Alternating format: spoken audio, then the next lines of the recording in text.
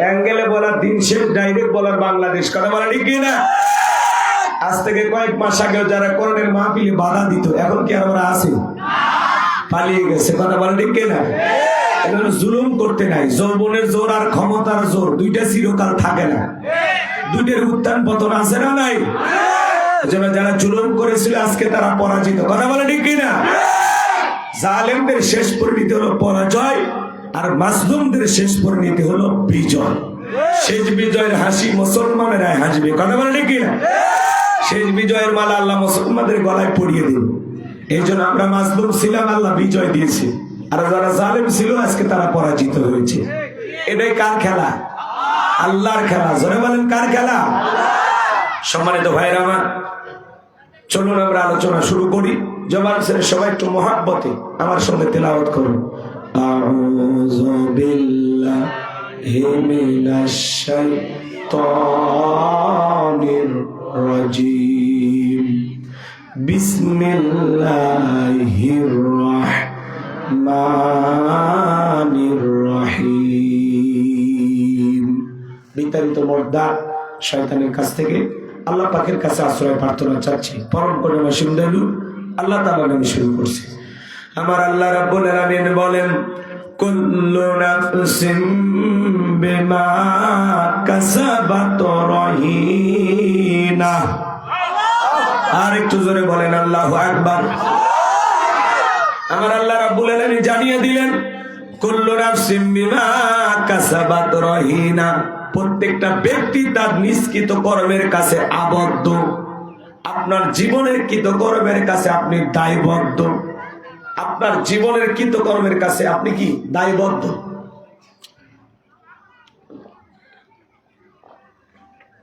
রহিনা শব্দের অর্থ হলো আবদ্ধ হওয়া। কথা কি বোঝেন? লিখেছেন তাফসীরুল কোরআন মাহফিল, আলোচনা তাফসীর ভিত্তিক হতে হবে। প্রত্যেকটা মাহফিলে আমরা যাব, সেখান থেকে কিছু নেওয়ার জন্য গেলাম, হই হুল্লার করলাম, এই কান দিয়ে শুনলাম, ও কান দিয়ে বের করে দিলাম, এমনটা করলে হবে না। প্রত্যেকটা মাহফিলে যেতে হবে, যাতে ওখান থেকে বক্তা যে মেসেজগুলো দিবে ওই মেসেজগুলো আমরা রিসিভ করব, গ্রহণ করব, এবং বাস্তব জীবনে সে কথাগুলো আমল করব ইনশাআল্লাহ। প্রত্যেকটা আয়াতে আল্লাহ তাআলা কি বলেছেন আমি একটু হলে আপনাদেরকে টাচ দিয়ে বলার চেষ্টা করব। আপনারা শুধু আমার এইদিকে তাকান, আমার দিকে তাকান। কুল্লু নাফসিন বিমা কাসাবাত রহিনা। প্রত্যেকটা ব্যক্তি তার নিষ্কৃত কর্মের কাছে কি আবদ্ধ, দায়বদ্ধ। আপনার জীবনের কৃতকর্মের হিসাব আপনাকেই দিতে হবে। আপনার জীবনের কৃতকর্মের হিসাব আপনার স্ত্রী দেবে না, আপনার ছেলে মেয়ে দেবে না, আপনার গ্রামবাসী দেবে না, আপনার রাজনৈতিক দল দেবে না। আপনার জীবনের কৃতকর্মের হিসাব আপনি নিজেই দিতে আল্লাহর কাছে বাধ্য। ভালো করে বোঝার চেষ্টা করবেন বাজান। আপনি আমি দিনের আলোতে রাতের আধারে গোপনে প্রকাশ্যে যা কৃতকর্ম করতেছি বাজার, প্রত্যেকটা কৃতকর্ম আল্লাহ তাআলা লিপিবদ্ধ করতেছেন। কিরামান কাতিবিন ইয়ালামুনা মা তাফআলুন। সম্মানিত দুইজন লেখক সদা সর্বদা আপনার আমার জীবনের কৃতকর্মগুলো লিখতেছেন। ডান কাদের ফেরেশতা আপনার নেক আমলগুলো লিখতেছেন, বাম কাদের ফেরেশতা আপনার বদ আমলগুলো লিখতেছেন। আপনি আমি সিসি ক্যামেরার ভিতরে আবদ্ধ। কথা কয় না?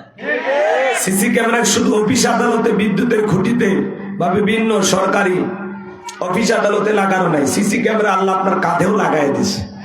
কথা কয়? এই যে ক্যামেরাগুলো দিয়ে আজকে আমার আর কথাগুলো রেকর্ড করা হচ্ছে, আমি যে আলোচনা করবো, যে কথাগুলো বলবো, রেকর্ড করা হচ্ছে। 6 মাস 1 বছর পরে ক্যামেরার মেমোরি আছে, এই মেমোরিটা যে কোনো কম্পিউটারে দিলে আজকের আলোচনাগুলো আবার শোনা যাবে। তাহলে মানুষের মাথার ভিতরে ক্যামেরা দিয়ে রেকর্ড করার যদি বুদ্ধি থাকে, আমার আল্লাহর কি নাই? আল্লাহ তাআলা বলেন, মা ইয়ালফিজু মিন কাউলিন ইল্লা লাদাইহি রাকিবুন আতীদ।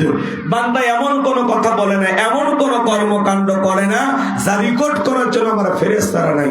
আপনার আমার জীবনের প্রত্যেকটা কৃতকর্ম রেকর্ড করা হচ্ছে অডিও ভিডিও সহকারে। আল্লাহু আকবার কোন। এই যে মাহফিলে বসে আছেন, এর ভিডিও হচ্ছে। এই মুহূর্তে যারা কিশোরগঞ্জের সিনেমা হলে সিনেমা দেখতেছে, ওদেরও ভিডিও হচ্ছে। এই মুহূর্তে যারা পার্কে বসে আছে, ওদেরও ভিডিও হচ্ছে। এই মুহূর্তে যারা টেলিভিশনের সামনে বসে আছে, ওদেরও ভিডিও হচ্ছে। চায়ের আড্ডায়, দোকানপাটে, এক কথায় যে যেখানে আসি সবগুলো ভিডিও হচ্ছে, অডিও ভিডিও সব। পুরোটা জীবন আপনার আমার এই 50-60 বছর আল্লাহ তাআলা ফেরেশতার মাধ্যমে রেকর্ড করে রাখবেন। বাঁচার কোনো উপায় নেই, বাঁচার কোনো উপায় নেই। এই আয়াতের ব্যাখ্যায় তাফসীরকার লিখেছেন কুল্লু নাফসিন বিমা কাসাবাত রহিনা, প্রত্যেকটা ব্যক্তি তার নিষ্কৃত কর্মের কাছে আবদ্ধ। এই আয়াতের ব্যাখ্যায় তাফসীরকাররা লিখেছেন, তাফসীর ইবনে কাসির থেকে বলছি, যদি আপনার কৃতকর্ম ভালো হয়, সৎ কৃতকর্ম হয়, এই সৎ কৃতকর্ম ভালো কৃতকর্মের ফলাফল হলো জান্নাত, সুবহানাল্লাহ বলেন। আর যদি আপনার কৃতকর্ম মন্দ হয়, খারাপ হয়, এই মন্দ কৃতকর্মের ফলাফল হলো জাহান্নাম। ওই যে কথায় আছে, যেমন কর্ম তেমন ফল, বিশ্বাস না হয় করিয়া দেখো, বেহেশত 8 দোজখ 7, বিশ্বাস না হয় মরিয়া দেখো। তা আপনার জীবনের কৃতকর্ম যা করতেছেন, ভালো মন্দ সব লিপিবদ্ধ। কৃতকর্ম যদি ভালো হয় ফলাফল জান্নাত, কৃতকর্ম যদি খারাপ হয় ফলাফল জাহান্নাম। সহজ হিসাব, এতটুকু বুঝলেই যথেষ্ট। তারপরে কথাটা গুছিয়ে বলতে গেলে আমাকে একটু উদাহরণ দিতে হবে। আমি কি বলবো? রাগ করবেন না। মনে করেন আপনাদের মসজিদের ইমাম সাহেব, তার কাছে একজন গোপনে 50,000 টাকা দিয়ে বলতেছে, হুজুর এই টাকাটা দিলাম মসজিদের কাজে লাগাবেন, আমি দান করছি, প্রকাশ করার দরকার নেই। হুজুর আর দানবীরের মাঝে লেনদেন হচ্ছে, এই জায়গায় ফেরেশতারা নাই? একটু জোরে বলেন।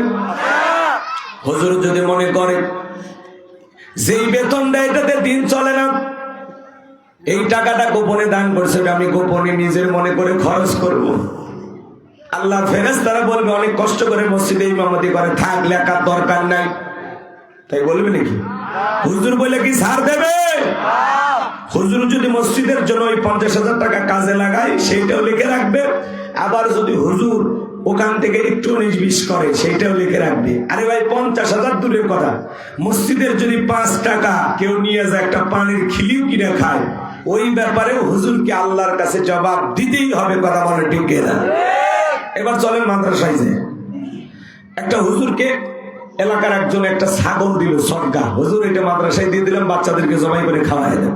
হুজুর জবাই করার পরে চিন্তা করলো 14 কেজি গোস্ত হয়ে গেছে, 5টা কেজি বাড়িতে পাঠাইয়া দিই, অনেকদিন ধরে ভালো মন্দ পাঠাইতে পারি না। হুজুর যদি নিজের মনে করে 5 কেজি পাঠাইয়া দেয়, ফেরেশতারা বলবে হুজুর অনেক কষ্ট করে মাদ্রাসায় চাকরি করে, এই 5 কেজি গোস্তর হিসাব তার আমলনামায় লেখার দরকার নাই। কি বলে লিখবে? 50 গ্রাম গোস্ত যদি হুজুর বাড়িতে পাঠাই, সেটাও লিখবে রাখবে, সার দেবে।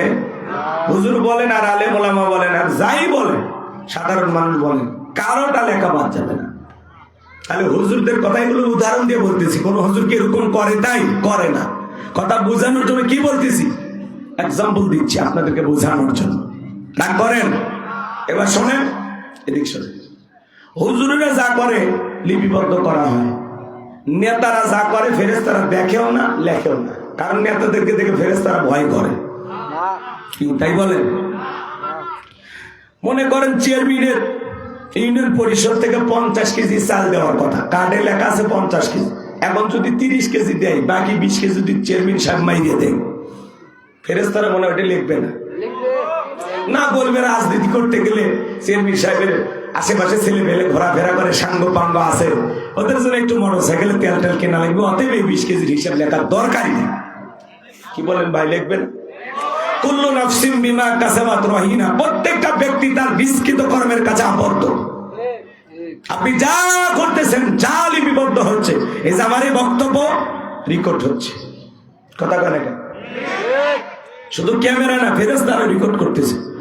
আজকে সমাজে মানুষ মুখ দিয়ে যা ইচ্ছা তাই বলে। বাংলাদেশের একজন বৃহত্তম রাজনৈতিক দল, তার বহিষ্কৃত একজন নেত্রী পাপিয়া, নাম শুনছেন না?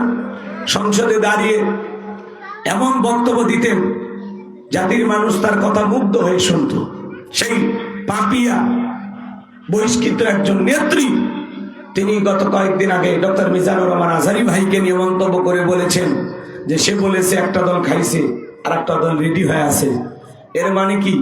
ওনারাই খায়, এই কথা বলে মিজানুর রহমান আজহারী ভাইকে নিয়ে তুচ্ছ তাচ্ছিল্য করে, অবজ্ঞা অবহেলা করে, এমন ভাবে বাজে ভাষায় কথাগুলো বলেছেন। আসলে আজকে ওলামায়ে কিরামদের বিরুদ্ধে যারা এইভাবে বাজে কথা বলতে পারে, আর যাই হোক, এই সমস্ত মানুষদেরকে দিয়ে ভালো কিছু আশা করা যায় না। কথা বলে ঠিক কিনা? হুজুর তো কোনো দলের নাম উল্লেখ করে নাই, মিজানুর রহমান আজহারী ভাই কোনো দলের নাম নেছে। তো আপনারা এই কথাটা গায়ে মেখে কেন নিজেদের গায়ে মেখে কথাগুলো নিয়ে কাদা ছোড়াছুড়ি করতেছে? একজন আলেম মানুষকে সতর্ক করে বলতেই পারে যে ভাই অনেক চাঁদাবাজি হয়েছে, টেন্ডারবাজি হয়েছে, নতুন করে আর কোনো চাঁদাবাজি টেন্ডারবাজি সমাজে যেন চালু না হয়।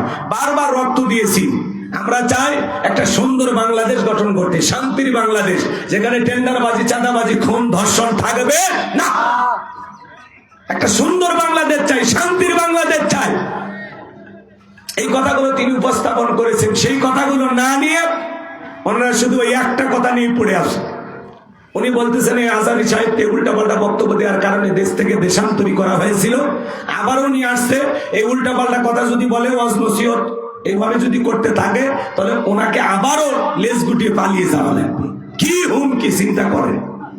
হ্যাঁ, মহিলা মানুষ আলেমদের প্রতি শ্রদ্ধা সম্মান না রেখে এইভাবে কথা বলে। আমি পাপিয়েকে বলতে চাই, আপনাদেরই দলের ব্যারিস্টার রুমিন ফারহানা, নাম শুনছেন তো আপনারা?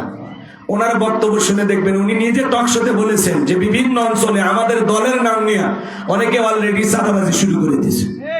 বিভিন্ন জায়গায় পুকুর দখল, সিএনজি স্ট্যান্ড, বাস স্ট্যান্ড দখল করা শুরু করেছে, উনি নিজে বলেছেন। আপনাদের নেত্রী বলতেছে, বিভিন্ন সংবাদ মিডিয়াতে কথাগুলো প্রচার হচ্ছে, বিভিন্ন চ্যানেলে বিভিন্ন জায়গায় চাঁদাবাজি করতে গিয়ে লোকজন ধরা পড়তেছে। আপনারা দেখতেছেন না? চোখ কান খোলা রাখতেছেন না?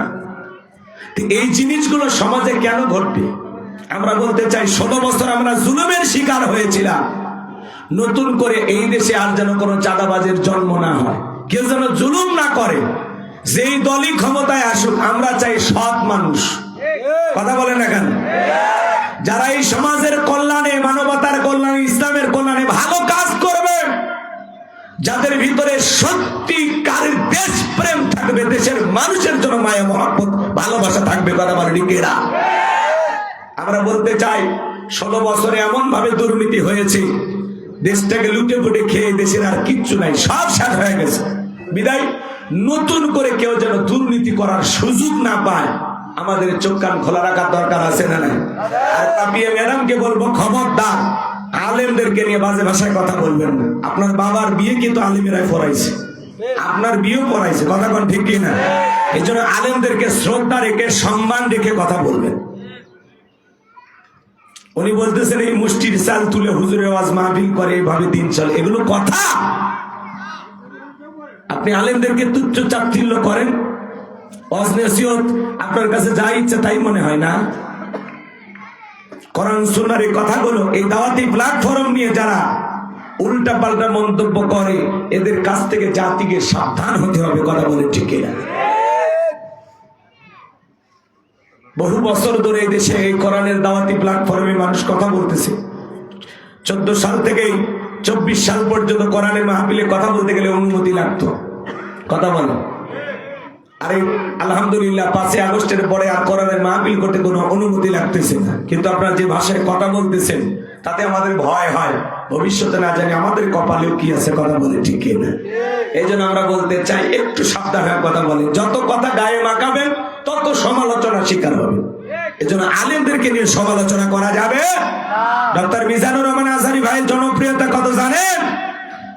আপনারা সবাই যদি এক জায়গায় দাঁড়ান আর উনি যদি এক জায়গায় দাঁড়ায়, কি মনে হয়? আপনাদের সমাবেশের চাইতে ওনার কোরআনের মাহফিলে কোরআনের কথা শোনার জন্য বেশি লোক যাবে। কথা বলে ঠিক কিনা? এজন্য সাবধানে কথা বলেন। আজারি মাজারি বললেন না, ওনাদেরকে চেনেন না, সারা পৃথিবীর মানুষ চেনে, আর আপনারা চেনেন না। আপনাদেরকে কয়জন চেনে? আপনাদের নাম কয়জন মানুষ জানে? আর বাংলাদেশের সবচাইতে এখন আলোচিত যে বক্তা, যার নাম সুখ্যাতি পুরো পৃথিবীতে ছড়িয়ে পড়েছে, তার নাম হলো ডক্টর মিজানুর রহমান আজহারী ভাই। কথা বলে দেখেন? এই জন্য ছোট করে খাটো করে দেখবেন না। আল্লাহ যেন এই সমস্ত মানুষদের মার্জিত ভাষায় এবং ভদ্র ভাষায় কথা বলার তৌফিক দান করেন। আল্লাহ যেন তাদের হেদায়েত দান করেন। জোরে বলুন আমিন। যত আলেমদের পিছে লাগবেন, তত আপনারা ছোট হবেন। কারণ বিগত সরকারের পতন হওয়ার পিছনে সবচাইতে বড় কারণ ওলামা ইকরামদের গায়ে হাত দেওয়া, আলেমদেরকে লাঞ্ছিত করা। কথা বলে ঠিক কিনা? যারা আলেমদেরকে লাঞ্ছিত করেছিল, আজকে পুরো পৃথিবীর সামনে আল্লাহ তাদেরকে লাঞ্ছিত করেছে। কথা বলে ঠিক কিনা? এজন্য আলেমদেরকে মাইনাস করে কথা বলবেন না, ওলামা ইকরামদেরকে নিয়ে বাজে মন্তব্য করবেন না। ভবিষ্যতে আলেমদেরকে নিয়ে উল্টা পাল্টা মন্তব্য করবে যারা, ডাস্টবিনে নিক্ষেপ হবে তারা। আলেমদেরকে সম্মান দিতে শিখুন। সম্মানিত ভাইয়েরা আমার, গভীর মনোযোগ দিয়ে কথাগুলো শুনবেন বাজান। কিয়ামতের ময়দানে আল্লাহ তাআলা আপনার আমার আমলনামা ধরিয়ে দিবেন। ইকরা কিতাবাকা, আজকে তোমার কিতাব তুমি পড়ো। তোমার আমলনামার হিসাব দেওয়ার জন্য তুমি নিজেই যথেষ্ট। মানুষ তখন নিজের আমলনামা পড়বে আর আফসোস করে বলবে, মালি হাযাল কিতাব লা ইগাদিরু সগীরাতাও ওয়ালা কাবীরাতান ইল্লা আহসাহা। এত বড় একটা আশ্চর্যজনক একটা কিতাব, যেখানে ছোট কথাও লেখা বাদ যায় নাই, বড় কথাও লেখা বাদ যায় নাই। মানুষ নিজের আমলনামা পড়ে নিজে অবাক হয়ে যাবে। আল্লাহকে বলবে, আল্লাহ এই অপরাধগুলো আমি করি নাই। মানুষ যখন অস্বীকার করবে, নিজের আমলনামা পড়ে নিজেই যখন অস্বীকার করবে, বলবে আল্লাহ এটা আমার আমলনামা না। দুনিয়াতে 2 নাম্বারই করতো, মরণের পরেও কিয়ামতের ময়দানে আবার আল্লাহর সামনে 2 নাম্বারে করার পরিকল্পনা করবে। আবার আল্লাহ বলবে, দুনিয়াতে চিটারি বাটপারি করে আসছো, পরকালেও চিটারি বাটপারি করবা আমি আল্লাহর সামনে, তা তো হবে না। আমি আজকে আহকামুল হাকিমিন, আমি আল্লাহ আজকে ন্যায় বিচার করব। মালিক ইয়াউমিদ্দিন, সেদিন বিচার দিবসের মালিক আমার আল্লাহ। সেদিন আল্লাহ রাব্বুল আলামিন যেই বান্দা নিজের আমলনামা দেখার পরে অস্বীকার করবে, আল্লাহ তাআলা তার জবানটাকে বন্ধ করে দিবেন। আল ইয়াউমা নাখতিমু আলা আফওয়াহিহিম ওয়া তুকাল্লিমুনা আইদিহিম ওয়া তাশহাদু আরজুলুহুম বিমা কানু ইয়াকসিবুন। সেদিন আল্লাহ তাআলা বান্দার জবানে মোহর লাগিয়ে দেবে। আপনার হাত তখন আপনার বিরুদ্ধে সাক্ষী দিবে, আপনার পা তখন আপনার বিরুদ্ধে সাক্ষী দিবে, আপনার অঙ্গ প্রত্যঙ্গ আপনার বিরুদ্ধে সাক্ষী দিবে, আপনার চোখ আপনার বিরুদ্ধে সাক্ষী দিবে, আপনার দেহের অঙ্গ প্রত্যঙ্গ আপনার বিরুদ্ধে কিয়ামতের ময়দানে সাক্ষী দিবে। আল্লাহু আকবার। তাহলে সাবধান, হাত দিয়ে অন্যায় কিছু করা যাবে না, পা দিয়ে অন্যায় পথে চলা যাবে না, চোখ দিয়ে বন্ধ কিছু দেখা যাবে। তাহলে আমি যে কথা বলতে চাচ্ছিলাম, মসজিদের হুজুর 5 টাকা দিক সেদিক করলে আল্লাহর কাছে হিসাব দিতে হবে। মাদ্রাসার ইমাম, মাদ্রাসার মুআদ্দিন হুজুর যদি এদিক সেদিক করে, তাকেও আল্লাহর কাছে হিসাব দিতে হবে। সমাজের নেতা, চেয়ারম্যান মন্ডল, মাতাব্বর, এমপি, মন্ত্রী, তারা যদি এদিক সেদিক করে, তাদেরকে আল্লাহর কাছে হিসাব দিতে হবে। নেতা বলে ফেরেশতারা সাথ দেবে না। নেতা যদি এদিক খেয়াল করে, নেতা যদি এলাকার চেয়ারম্যান হওয়ার পরে এলাকায় নিশাদ্রব্য কমে যায়, এলাকায় যদি অন্যায় অপরাধ কমে যায়, গান বাজনা অশ্লীলতা কমে যায়, সমাজে যদি ভালো কাজ সে চালু করতে পারে, চেয়ারম্যানকে আল্লাহ তাআলা কিয়ামতের ময়দানে এর উত্তম পুরস্কার দেবেন। কথা বলে ঠিক কিনা? কিন্তু সে চেয়ারম্যান হওয়ার পর এলাকায় যদি মদ, জুয়া বা ফেন্সিডিল, গাঁজা এগুলো বাইরে যায়, অশ্লীলতা, উলঙ্গ পানা, নাচ গান এগুলো যদি বেড়ে যায়, কিয়ামতের ময়দানে আল্লাহ তাআলার কাছে এগুলো ব্যাপারে তাকে হিসাব দিতে হবে।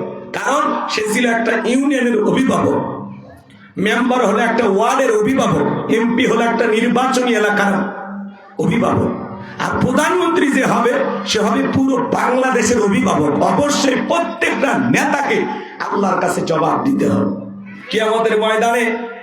নেতা এদিক খেয়াল করেন, যা দুর্নীতি করেছে, লুটপাট করে খাইছে, সব আল্লাহ গলায় ঝোলায় দেবে, ডেউটিন সহ সবকিছু সহ। নেতা যখন কিয়ামতের ময়দানে উঠবে, মানুষ দেখে বুঝবে এই সেই নেতা, লুটে ফুটে খাইছে।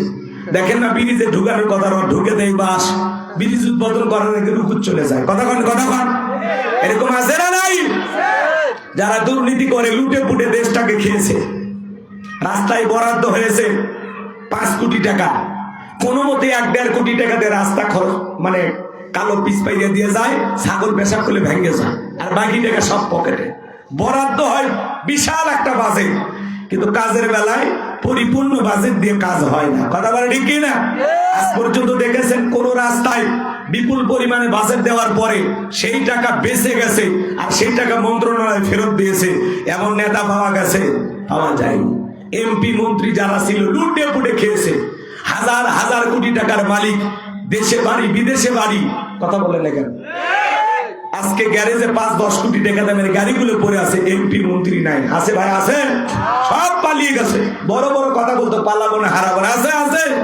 মন্ত্রীরা সব কোথায় গেল? এমপিরা সব কোথায় গেল? কোথায় কাদের কাকা? ওদের সারা দেশটা এখন লাগে ফাঁকা ফাঁকা। পালাবো না পালাবো না পালাবো না, যাই না তাদের দেখা। ওদের সারা দেশটা এখন লাগে ফাঁকা ফাঁকা। আইন মন্ত্রী আটকে গেল আইনেরই ফাঁকে, দাড়ি সারা দরবেশটারে ভণ্ড ভণ্ড লাগে। শুনেছি ভাই কত নেতা নেত্রী খাইতেছে ভাই ডান্ডা, বিচারপতি কালামানিকের ফাটিয়েছে নাকি আন্ডা। এটা আমার খবর না, মিডিয়ার খবর। এই বিচারপতি শামসুদ্দিন মানিক আল্লামা সাইদি হুজুরকে মৃত্যুদণ্ডের রায় দিয়েছিল। আমরা বলতে চাই এক কুখ্যাত বিচারপতি কালামানিক কেউ ওই একই ট্রাইব্যুনালে মৃত্যুদণ্ডের রায় দিতে হবে। কথা বলে ঠিক কিনা? টকশোতে বসে আমার বোনকে অপমান করে রাজাকারের বাচ্চা বলেছিল। কথা বলে না? রাগ করেন নাকি আপনারা? ভয় পাচ্ছেন কোন কথায়? ওদের বিচার হওয়া দরকার আছে না? 116 জন আলেমের তালিকা করে দুদকের কাছে জমা দিয়েছিল। আমার রোল নাম্বার ছিল 23, সিরিয়ালে আমার নাম্বার কত ছিল? 23। যারা আলেমদের তালিকা করেছিল ওরা বিনা তালিকায় কলার পাতায় শুয়ে থাকে। এই খেলা কার? জোরে বলেন কার? ফলকের ঝলক গেল, ফলকের ঝলক গেল, থামিয়ে নেটের চাকা। ওদের সারা দেশটা এখন লাগে ফাঁকা ফাঁকা। কোথায় গেল সংসদেতে মমতাজের গান? কোথায় গেল হযরত বলা স্বামী মুসমান? 70 রাকাত তাহাজ্জুদ পড়তো, বীরের বড় আল্লাহর ওলি দাবি করতো। 41 সাল পর্যন্ত টিকে থাকার স্বপ্ন দেখেছিল, কিন্তু 5 আগস্টে 2024 সালে ভাগ্যে কি আছে আল্লাহর ওলিরা জানতো না। কথা বলে ঠিক কিনা? মাইক পালে বলতো খেলা হবে খেলা হবে। আজকে বাংলাদেশের পুরো মাঠ পড়ে আছে, কিন্তু ওই খেলোয়াড়রা নাই। আর একজনের শরীরই চলতো না, জনগণের সাথে ঠাট্টা বিদ্রুপ করে ভেলটায় কথা বলতো খেলা হবে। এখন সেই এমপি মন্ত্রী আছে, সব পালিয়ে গেছে। কথা বলে ঠিক কিনা? কার খেলা? নেতা দেশি, বাড়ি হলো বিদেশি। লন্ডন আমেরিকায় বাড়ি বানায়, আমেরিকায় কানাডায় ওদের বাড়ি আছে। এই দিক খেয়াল করেন, নির্বাচিত হওয়ার আগে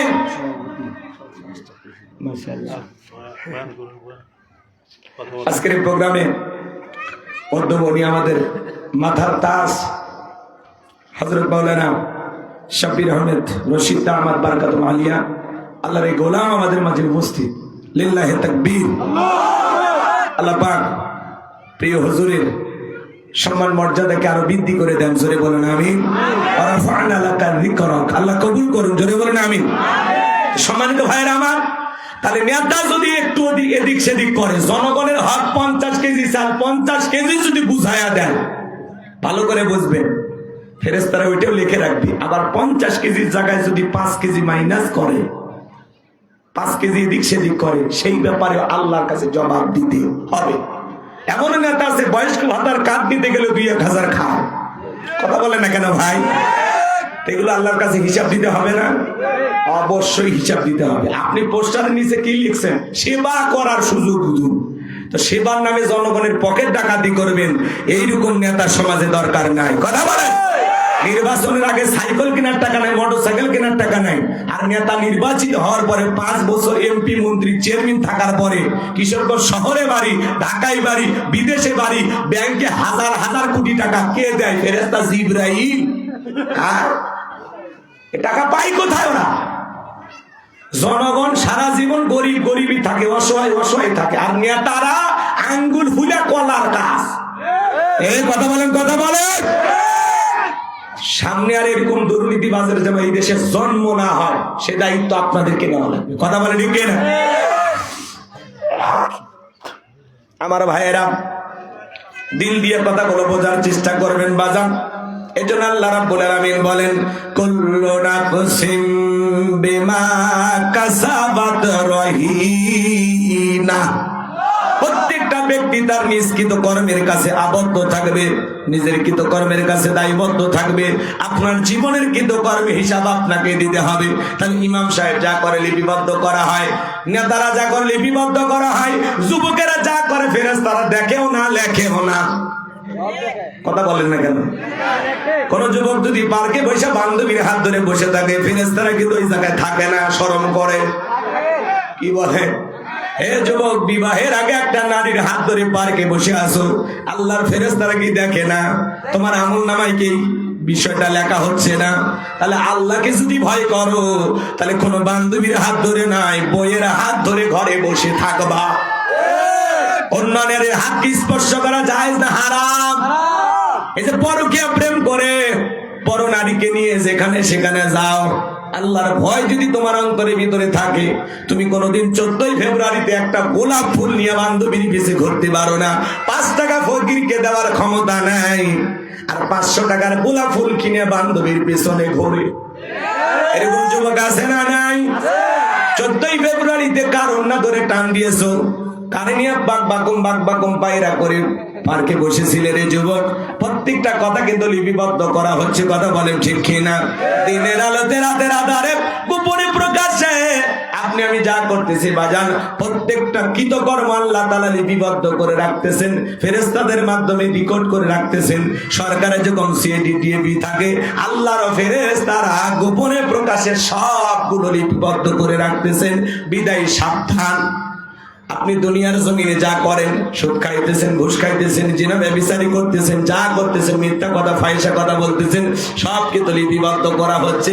কোন দিক দিয়ে বাঁচার কিন্তু আপনার উপায় নাই। বাঁচার উপায় আছে একটাই, অপরাধ করেছেন, তওবা করে আল্লাহ রাস্তায় ফিরে আসা লাগবে। যুবকেরা বিয়ে করে, বাসর ঘরে বউ এক জায়গায়, যুবক আর এক জায়গায়। বিবি বলে, কি ব্যাপার, তুমি কি কাছে আসবা না? বলে, হুজুর বলেছে মহরানা পরিশোধ না করে স্ত্রীকে স্পর্শ করা যাবে না। আমাদের সমাজে অনেক যুবক আছে, বিবাহ করে কিন্তু স্ত্রীর মহরানা বুঝিয়ে দেয় না। স্ত্রীর মহরানা এটা প্রত্যেকটা নারীর হক। এই হক প্রতিষ্ঠিত করার দায়িত্ব হলো প্রত্যেকটা পুরুষের। আপনার স্ত্রীর মহরানা বুঝিয়ে দিয়ে তাকে বিবাহ করবে। আমরা মহরানা দেওয়া তো দূরের কথা, উল্টো যৌতুক নিয়ে বিয়ে করি। যৌতুক দেওয়া যায় না হারাম? জোরে বলেন। খালি ওই যে বিদ্যুতের বিলে লেখা থাকলে হবে না, যৌতুক নেব না, যৌতুক দিব না, পল্লী বিদ্যুৎ, ওই জায়গায় লেখা থাকলে হবে? কাঁচা পায়খানা খাওয়া যেমন হারাম, কন্যা পক্ষের কাছ থেকে জোর করে যৌতুক দাবি করা তেমনি হারাম। এ যুবক, তোমার অন্তরিকে মায়া দয়া নাই? একটা মা বাবা 16-18 বছরে একটা ফুটান্ত গোলাপের মতো মেয়ে লালন পালন কইরা, কত কষ্ট করে বড় কইরা, কলিজাটা ছিঁড়ে তোমার মতো একটা অপরিচিত ছেলের হাতে তুলে দিচ্ছে। উল্টো তো শ্বশুরকে ডিসকভার কিনে দেওয়া দরকার, যে আব্বা যে জিনিস আজকে দিলেন, শ্বশুরও খুশি হয়ে হাদিয়ে দেওয়া দরকার। আর এরা উল্টো শ্বশুরের থেকে জুলুম করে যৌতুক নেয়। এক ছেলে বউরে সেই পিটায়, ভাই এত পিটাও কেন? পিটাইব না, এই বেহায়া নারীর বাবা 1.5 লাখ টাকা দেওয়ার কথা, মাত্র 50,000 টাকা দিছে। আমি শ্বশুর বাড়ি থেকে এখনই 1 লাখ টাকা পাই, মনে হয় হাল খাতার টাকা পাই। যারা যৌতুকের জন্য বউকে বিদায়, এরা হলো ছোট লোক, কথা বলে ঠিক এরা। আর যারা বরপক্ষ সাইজা কন্যা পক্ষের উপরে জুলুম করে, যে আমরা অমুক বংশের লোক, 300 জন 500 জন ছাড়া বরযাত্রী আমরা যাই না, এইভাবে জোর করে খাওয়ার সাথে ভিক্ষা করে খাওয়া ভালো। আপনার কয় লাখ টাকা হয়েছে, ছেলের বাড়িতে অনুষ্ঠান হল, 10টা গরু জবাই করে এলাকার 10,000 লোককে খাওয়া দেন, কোনো সমস্যা নেই। কিন্তু কন্যা পক্ষের উপরে জুলুম করা যাবে না। আর যেই বিয়েতে যত খরচ কম, সেই বিয়েতে তত বরকত বেশি।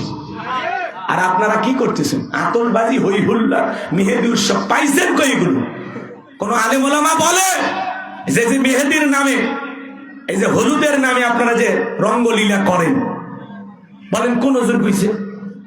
মেয়েরা হলুদ রঙের শাড়ি পরে ছেলের বাড়িতে যায় ছেলেকে হলুদ দিতে, আবার ওই পক্ষের কিছু লোক আছে হলুদ শাড়ি পরে মেয়ের বাড়িতে। এগুলো পাইছেন কই আপনারা? নাটক সিনেমা দেখে শিখছেন, তাই না? আল্লাহ যেন এই জাতির মানুষকে হেদায়েত দান করেন, জোরে বলুন আমিন। মুসলমানের বোনের বিয়েতে 7 দিন বক্স ভাড়া করে টিক টিক আওয়াজ দিয়ে মাটি কেঁপে ফেলে দিচ্ছে গান বাজনা দিয়ে। বিয়ে কার বাড়িতে? হিন্দুর বাড়িতে না মুসলমানের বাড়িতে? তাহলে বলেন এই যে বিয়ের নামে যে আপনারা গান বাজনা করেন জায়েজ না হারাম? এক মুরব্বী যা বলতেছে, বাবা আসরের নামাজ হবে এখন, তুমি একটু সাউন্ডটা কমায় দাও। তখন বলতেছে বিয়ে কি প্রতিদিন করব? আরো আওয়াজ দাঁড়িয়ে দিস। মুরব্বী এখন নামাজে দাঁড়ায় কাফে, এই বক্সের আওয়াজ খালি টিক টিক করে কথা কন। আজকে গান বাজনার আওয়াজ দিয়ে যুবক মাটি কাঁপাইতেছ না, একদিন কবরে যাইবা, এই কবরের মাটি কিন্তু তোরে কবরে নিয়ে কাঁপাবে, সেই দিন পেয়ার পাবি। বিবাহের নামে গীত গান সম্পূর্ণ হারাম। আল্লাহ যেন আমাদের হেদায়েত দান করেন, জোরে বলুন আমিন। তরুণ শালীরা যায় দুলে ভাইয়ের গায়ে গায়ে কি সুন্দর করে হলুদ মাইকে দেয়, বউ পাওয়ার আগে শালীর টাচ কি যে মজা লাগে না। নির্লজ্জ বেহায়া সভ্য ছেলে কোথাকার। আল্লাহ যেন এই জাতির তরুণ যুবকদের হেদায়েত দান করেন, একটু জিল্লা বলেন আমিন। এগুলো নোংরামি চলবে না। কোরআন সুন্নাহ মোতাবেক ওলামায়ে কেরামদের কাছ থেকে শুনে কিভাবে সুন্নত তরিকায় বিবাহ করা যায় আর বিবাহের অনুষ্ঠানটা কিভাবে করতে হয় আলেমদের কাছ থেকে শুনি না যাই না, তারপরে বিবাহ করবা। আর বিয়ে করার আগে তালাকের মাসালাটা জানিয়ে নেবা। কথায় কথায় বউকে তালাক দিয়ে মুফতি সাহেবের পায়ে পড়বা, এটা হবে না, ওইটাকে জেনে নেবা। আল্লাহ যেন যুব সমাজকে হেদায়েত দান করেন, একটু চিল্লায় বলেন আমিন। আমার কথা কি আপনারা বিরক্ত হয়েছেন? সম্মানিত ভাইয়েরা আমার, এই জন্য যুবক যারা তেল মগর ফাঁকি দিয়েছ এখনো সময় আছে, বইয়ের দের মোহরটা বুঝিয়ে দিবা। আর মা বোন যারা বসে আছেন, মা খবরদার খবরদার, আপনার স্বামী আপনাকে উপযুক্ত দেন মোহর না দেওয়া পর্যন্ত বিবাহিতে রাজি হবেন না। আর যে ছেলে আপনার বাবার কাছ থেকে যৌতুক নিতে চায় এমন ছেলের সাথে বিবাহ করবেন না। কথা বলেন না কেন? তাহলে দেখবেন যুবকের এমনি ঠিক হয়ে যাবে। আল্লাহ যেন যুব সমাজকে হেদায়েত দান করেন। আর আপনারা যারা বাবা আছেন, অনেক বাবার 4-5টা ছেলে হলে তার কিন্তু একটা গরম থাকে। মুরব্বী যায় দোকানে বলতেছে আমার 1 কাপ চা দাও, কয় চাচা সেই গরম, কয় বড় ছেলের বিয়ের ডাক উঠছে 3.5 লাখ টাকা, নিয়ত করেছি 5 লাখ টাকা হলে ছেলের বিয়ে দেব। এরকম যৌতুক লোভী বাবা আছে না? না বাবা এরকম হলে হবে না। বাবা হওয়া লাগবে উল্টো। ছেলে যখন বলবে আব্বা আমি বিয়ে করব, বলে মহারানার টাকা আছে, বিবিকে কি দিবা? আগে মহারানার টাকা রেডি করো, তারপরে তোমার বিবাহের প্রস্তাব আমারে দিও। বাবার উচিত ছেলেকে উল্টো মহারানার দিকে উৎসাহ দেওয়া যায়। বাবা বিবিকে একটু মহারানা দিতে হয়, তোমার সাধ্য অনুযায়ী 50,000 1 লাখ যা পারো দিবা, আগে মহারানার টাকা রেডি করো, তারপরে বিবাহ দিব। আর বাবা উল্টো কসাই হয়েছে, ছেলে কয়টা পাইছে পাই যেভাবে হোক আজকে মেয়ের বাপ থেকে খসায় আনি আসবে, একেবারে চাল ডাল যা আছে সব চায়, টেলিভিশন যা যা লাগে, ফার্নিচার বলছেন না, খেতা সেলাই করা সুই পর্যন্ত চাইয়া বসে। এরকম ছোট লোকই করবেন না। আল্লাহ যেন আমাদের লোভ লালসা মুক্ত ঈমান দান করেন, এটা জোরে বলেন না আমিন। আমার ভাইয়েরা, লম্বা হবে, লম্বা করার কোনো সুযোগ নাই। আল্লাহ তাআলা বলেন কুল্লু নাফসিন বিমা কাসাবাত রহিনা, প্রত্যেকটা ব্যক্তি তার নিষ্কৃত কর্মের কাছে আবদ্ধ, নিজের কৃত কর্মের কাছে দায়বদ্ধ। এরপরে আল্লাহ রাব্বুল আলামিন বলেন ইল্লা আসহাবাল ইয়ামিন। আপনার জীবনের কৃতকর্ম বলতে আপনি সব বোঝেননি। দিনের আলোতে রাতের আধারে গোপনে প্রকাশ্যে ব্যবসা প্রতিষ্ঠানে দোকান বাটে যা করতেছেন, খাদ্যে ভেজাল দিচ্ছেন, ওজনে কম দিচ্ছেন, সুদ খাচ্ছেন, ঘুষ খাচ্ছেন, দুধে পানি মিশাইতেছেন, জমির আল ঠেলতেছেন, যা কিছু করতেছেন সব কিছু রেকর্ড করা হচ্ছে, সংরক্ষণ করা হচ্ছে, লিপিবদ্ধ করে রাখা হচ্ছে। কথা বলে ঠিক না? এজন্য সাবধান। এরপরে আল্লাহ বলেন ইল্লা আসহাবাল ইয়ামিন, যারা ডান পাশে থাকবে তারা নিরাপদ। সুবহানাল্লাহ বলেন। আল্লাহ রাব্বুল আলামিন বলেন ওয়া কুনতুম আজওয়াজান সালাসা ফাআসহাবুল মাইমানাতি মা আসহাবুল মাইমানা ওয়া আসহাবুল মাশআমাতি মা আসহাবুল মাশআমা ওয়াস-সাবিকুনাস সাবিকুন উলাইকাল মুকাররাবুন। আল্লাহ সূরা আকিয়ার ভিতরে জানায় দিলেন কিয়ামতের ময়দানে আল্লাহ তাআলা মানুষকে মানুষকে 3 শ্রেণীতে ভাগ করবেন। এর মধ্যে যারা ডানপন্থী তারা হবে জান্নাতি, সুবহানাল্লাহ বলেন। ডান পাশে যারা থাকবে তারা হবে নিরাপদ। এরপরে আল্লাহ রাব্বুল আলামিন বলেন যারা ডান পাশে অবস্থান নেবে এই ডানপন্থী ব্যক্তিদের জন্য আমার আল্লাহ বলেন ফি জান্নাতি ইয়াতাসাআলুন।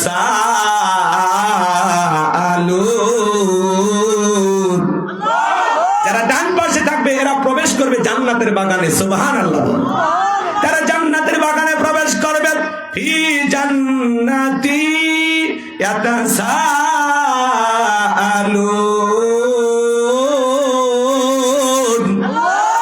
তারা জান্নাতের বাগানে প্রবেশ করার পরে একজন জান্নাতি আর একজন জান্নাতীর সাথে পরস্পরে গল্পে লিপ্ত হবে, সুবহানাল্লাহ। একজন জান্নাতি আর একজন জান্নাতীর সাথে পরস্পরে গল্পে লিপ্ত হবে, একে অপরকে দেখে চিনতে পারবে, একে অপরের সাথে সুন্দর গল্প করবে, সুবহানাল্লাহ বল। কারণ আজকের মাহফিলে আমি দোয়া করলাম আল্লাহ আজকের মাহফিলে সভাপতি হযরত মাওলানা শাব্বির আহমেদ রশিদ দামাত বারাকাতুহু আলাইহি, আল্লাহ তোমার গোলামকে দয়া করে তুমি যেই জান্নাত দিবা আল্লাহ গো দয়া করে ওই একই জান্নাতে আমারেও কবুল করে নিও। আল্লাহ যদি দয়া করে আমাদেরকে জান্নাত দেয়, আমরা দোয়া করলাম আল্লাহ আজকের মাহফিলে যত মানুষ আলোচনা শুনতেছে আল্লাহ আমাদের সবাইকে একই জান্নাতে তুমি কবুল করে নিও, জোরে বলেন আমিন। আল্লাহ যদি দয়া করে কবুল করে তাহলে জান্নাতের ভিতরে একে অপরকে দেখে কি করতে পারবে, চিনতে পারবে।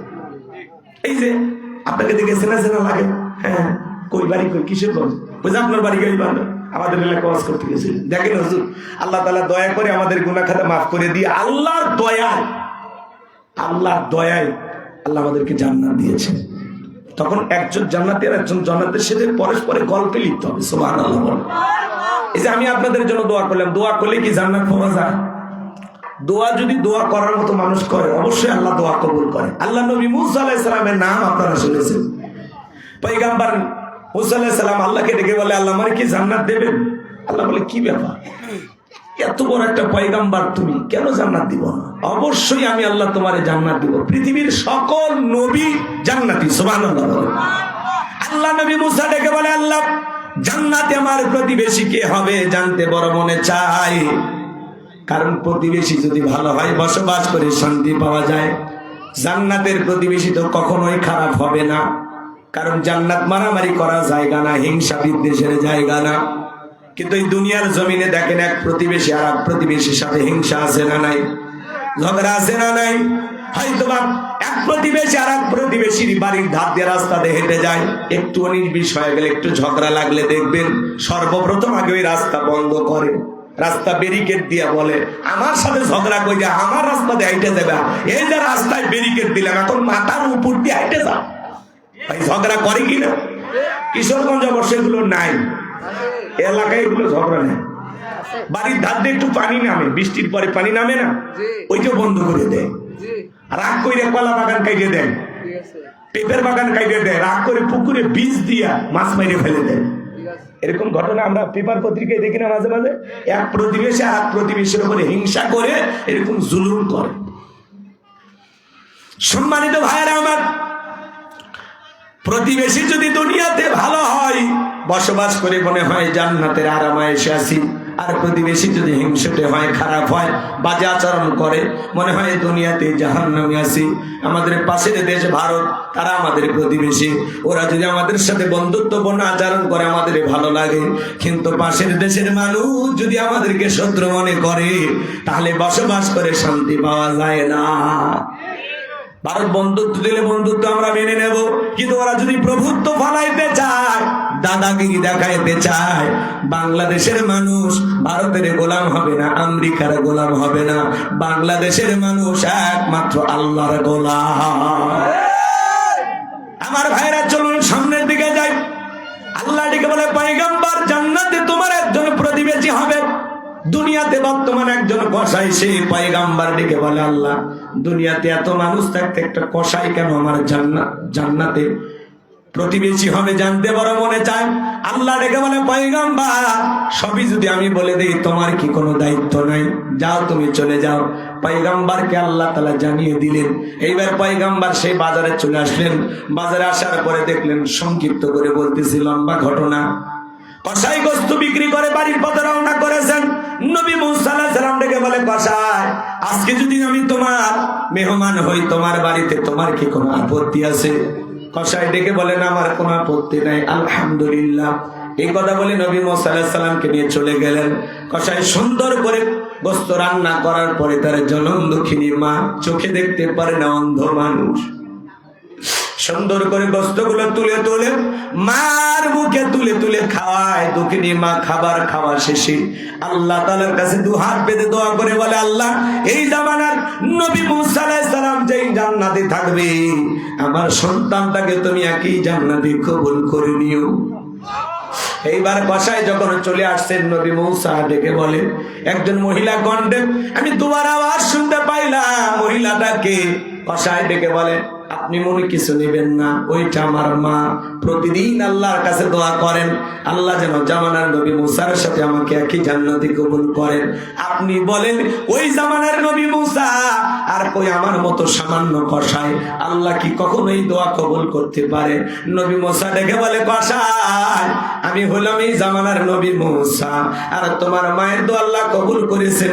আল্লাহ আমাকে নিজে জানিয়ে দিয়েছেন, আমি যে জান্নাতে থাকবো সেই জান্নাতের পাশে ফ্ল্যাটে প্রতিবেশী হিসাবে আল্লাহ তোমাকেও কবুল করে নিয়েছেন। বলুন সুবহানাল্লাহ। মায়ের দোয়ার কারণে একটা কসাই যদি নবী মুসার সাথে জান্নাতে যায়, সেই মায়ের দোয়া নেওয়ার দরকার আছে না নাই? সেই মায়ের সাথে ভালো ব্যবহার করার দরকার আছে না নাই? আল্লাহ রাব্বুল আলামিন বলেন, অকদা রাব্বুকা আল্লা তা'বুদু ইল্লা ইয়াহু ওয়া বিল ওয়ালিদাইনি ইহসানা। আল্লাহ বলেন, আমার ইবাদত করো, আমার গোলামি করো, আমার ইবাদতের সাথে কাউকে শরীক করো না। আমার ইবাদতের পর তোমাদের দায়িত্ব হলো মাতা পিতার খেদমত করা, তাদের সাথে উত্তম আচরণ করা। হে যুবক, খবরদার, মা বাবার সাথে কখনো খারাপ ব্যবহার করবা না।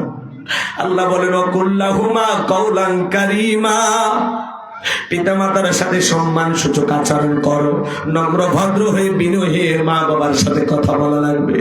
আমার যুবক ভাইরা রে, তুমি যদি তোমার মা বাবার সাথে খারাপ ব্যবহার করো, মনে রাখবা একদিন তুমিও বিবাহ করবা, তোমারও সন্তান হবে।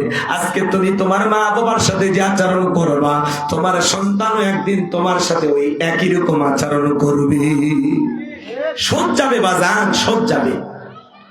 আপনি আপনার মা বাবাকে ভালোবাসলে আপনার সন্তান আপনাকে ভালোবাসবে। আজকে 95% পরিবারে মা বাবা অবহেলিত, লাঞ্ছিত, বঞ্চিত, সন্তানদের কাছে ঘৃণার পাত্রই পরিণত হয়ে গেছে।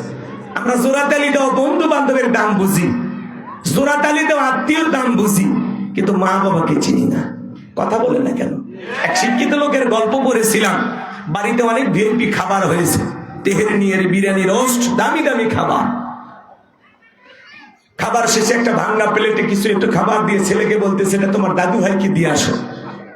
এখনকার ছোট বাচ্চারা কম্পিউটার, মনে হয় আমেরিকার নাসা বিজ্ঞানী। কথা বুঝলেন নাই? ছোট বাচ্চা বলতেছে, আব্বু আমরা তো ভালো খাইলাম, আর দাদুর জন্য একটু খাবার, ব্যাপারটা কি? তখন বলতেছে, তোর দাদুর বয়স হয়ে গেছে, এই খাবারে চলবে, যা। ছোট্ট বাচ্চা তখন বলতেছে, আব্বু তাহলে এই প্লেটটা যত্ন করে রাখবো, দাদুর মতো যখন আপনারও বয়স হবে এই প্লেটে করে আমিও আপনাকে খাইতে দেব। শিক্ষিত মানুষ বিবেকের দরজা খুলে গেছে, বাংলা প্লেটের খাবার ফেলে দিয়া সন্তানকে বুকে জড়ায় নিয়ে বলে, বাবা কলেজ বিশ্ববিদ্যালয়ে যা শিখতে পারবি আজকে তোর কাছে তাই শিখলাম।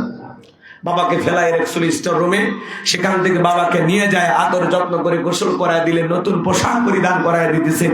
বিবি তখন থেকে বলতেছে, কি ব্যাপার, বুইড়া মানুষটারে আবার উপর তুললেন, ব্যাপারটা কি? তখন বলছে, আজ থেকে আমরা যা খাবো বাবাও তাই খাবে, আমরা এই রুমে ঘুমাবো, পাশের রুমে বাবা ঘুমাবে, খবরদার আমার বাবার সাথে করবি না কোনো বাড়াবাড়ি, যদি করিস বাড়াবাড়ি 1 2 3 পাঠায় দেব বাপের বাড়ি।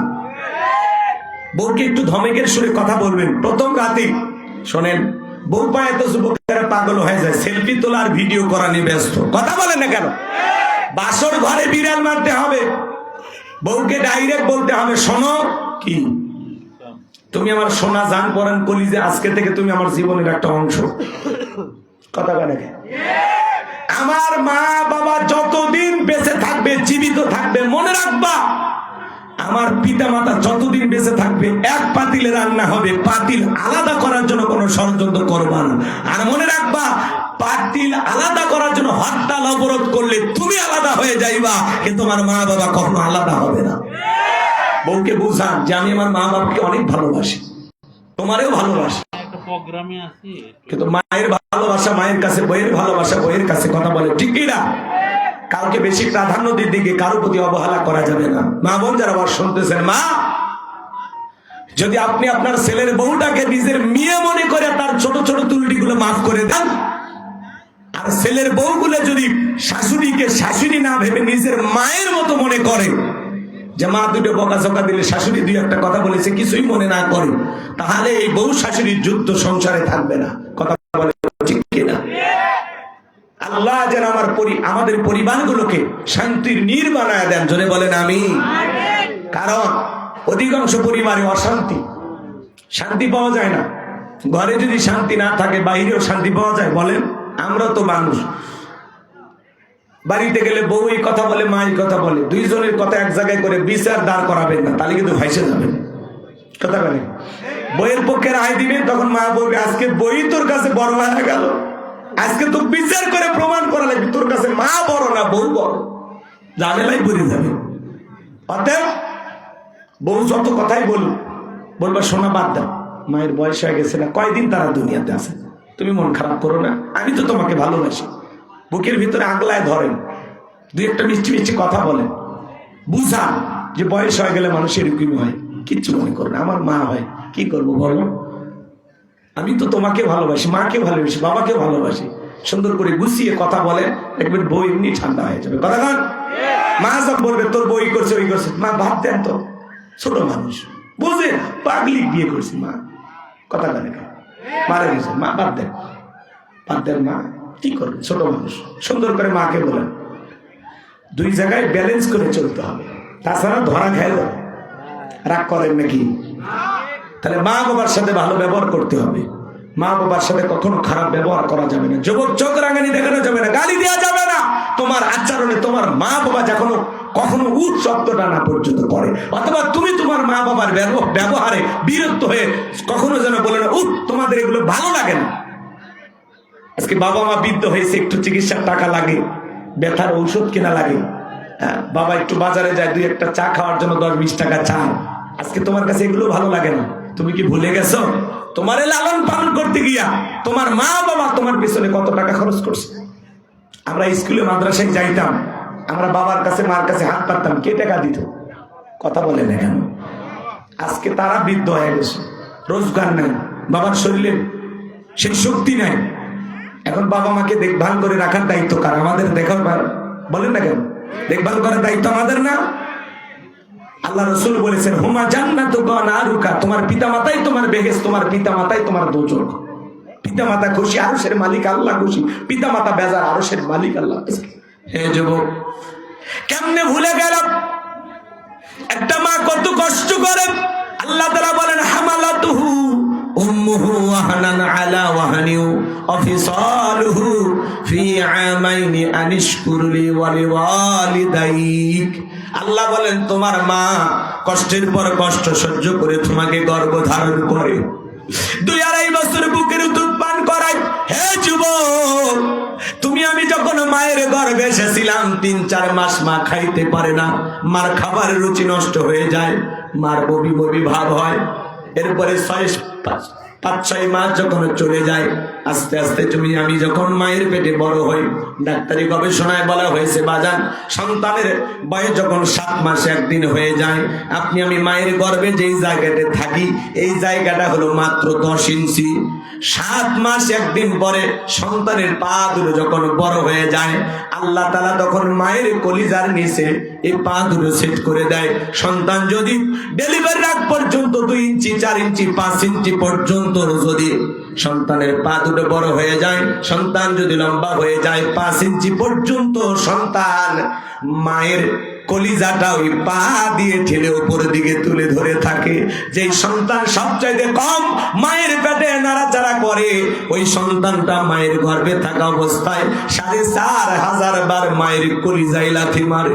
আমি হুজুর লাথি মেরেছি, আপনি পাশে যে হুজুর দেখতেছেন উনিও লাথি মারছেন, আপনি আমি সবাইকে তো লাথি মারছি বাজান।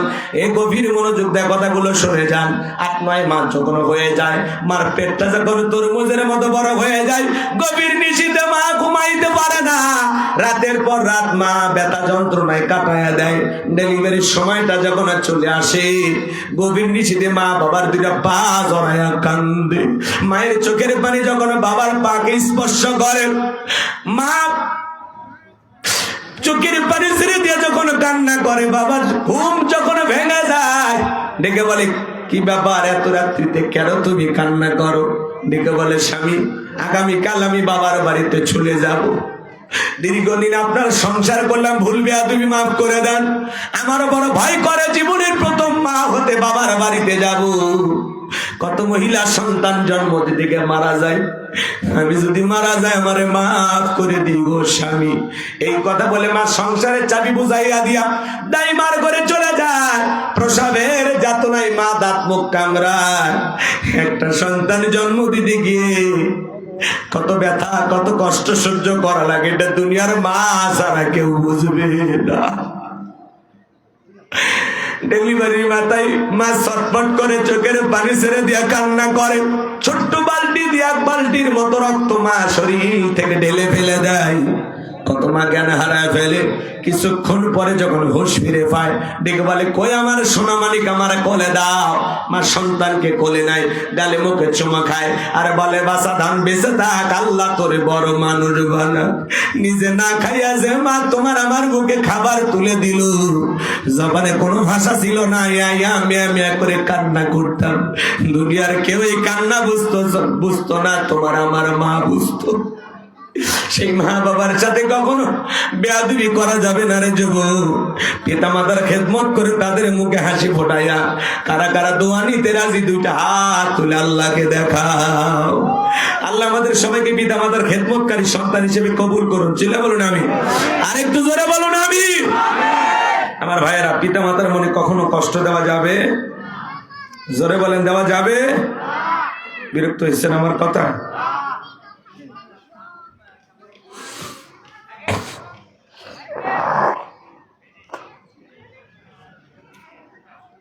আমার ভাইয়েরা, কথা বলতে গেলে অনেক লম্বা হয়ে যাবে বাজার। এতটুকু শুধু আপনাদের কাছে অনুরোধ করে বলে যাই, খবরদার কখনো মা বাবার মনে কষ্ট দিবা না। যুবক, আমি হুজুর দোয়া করলে কবুল হইতেও পারে, না হইতে পারে, কিন্তু তোমার মা বাবা যদি দোয়া করে, এই দোয়া কখনো আল্লাহ তাআলা ফেরত দিবে না। বুলেট মারলে বুলেট মিস হবে, কিন্তু মায়ের দোয়া কখনো মিস হবে না। আল্লাহ আকবার। পিতা মাতা যদি খুশি হয়ে দোয়া করে, ভ্যান চালক রিক্সা চালক থেকে আল্লাহ কোটিপতি বানায় দেবে। আর পিতা মাতা যদি বদদোয়া করে, অভিশাপ দেয়, 10 তলা বিল্ডিং থেকে আল্লাহ তাআলা রাস্তার ভিক্ষুক বানায় দিতে সময় লাগবে না। এই জন্য খবরদার, মা বাবার সাথে খারাপ ব্যবহার করা যাবে। আজকের মাহফিল থেকে এই শিক্ষাটা কি নিয়ে বাড়িতে যাবেন তো ইনশাআল্লাহ। যুবক, খবরদার, ওই শ্বশুরের দেওয়া একটা ডিসকভার পালসার পায়ে পাগল হয়ে যায় না। শাশুড়ির দরজা ব্রেক করে ডাক দেয়, আম্মা। শাশুড়িকে ছোটবেলায় মাদ্রাসায় করেছে, গুণনা মুখস্থ। শ্বশুর দেখলে, আব্বা কেমন আছেন, আব্বা কি খেয়েছেন। বাপরে বাপ, ছোটবেলায় মাদ্রাসায় করেছিল, কলকলার হরফ মুখস্থ। শ্বশুর দেখালে আব্বা, শাশুড়ি দেখালে আম্মা। কি ডাক, একটা পালসার ডিসকভার পাইয়া কথা কলা কেন। শ্বশুর শাশুড় হয়ে যায় আব্বা মা, মা বাবা হয়ে যায় বুড়ে বুড়ি। তোর কবর জাতীয় বুড়ি, মরার পরে ফেরেশতারা বাইরা ফুটা করবে ভুড়ি, জাহান্নামে হবে তোর বসত বাড়ি। এই যুবক, একটা পালসার ডিসকভার পাইয়া 1.5 লাখ টাকা যৌতুক পাইয়া পাগল হয়ে গেলা। তোমার মতো ছেলেকে 22 বছর 25 বছর লালন পালন করতে গিয়ে এরকম 10টা 15টা পালসার ডিসকভারের টাকা পিতা মাতা তোমার পেছনে খরচ করেছে। আজকে ভুলে গেলি বেঈমান, স্বার্থপর। সমস্যা কি? রাগ করতেছেন আপনারা, বিরক্ত হইতেছেন আমার কথায়। যুবকদের কখনো সেই মা বাবার মনে কষ্ট দেওয়া যাবে? কষ্ট দেওয়া যাবে? আমার ভাইয়েরা, গভীর মনোযোগ দিয়ে কথাগুলো বোঝার চেষ্টা করবেন। আল্লাহ রাব্বুল আলামিন বলেন, ফি জান্নাতি ইয়াতাসাআলুন।